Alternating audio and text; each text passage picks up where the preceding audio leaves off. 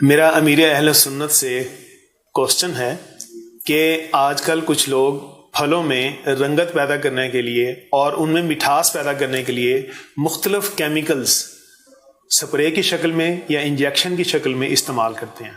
کیا شرعی لحاظ سے ایسا کرنا جائز ہے؟ میری رہنمائی فرما دیں. Thank you.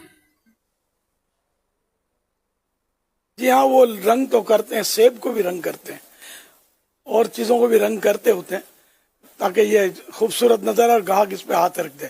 اسی طرح تربوز وغیرہ کو سیکرین کا انجیکشن بھی لگاتے ہیں، اندر میں لال کلر کا انجیکشن لگاتے ہیں تاکہ وہ تربوز اندر سے لال ہو جائے کھولے تو. اور اسی طرح اوپر بھی غالباً سبز رنگ لگاتے ہیں کہ لوگ پکڑ لیتے. یہ سب دھوکے کی صورتیں، جائز نہیں ہے.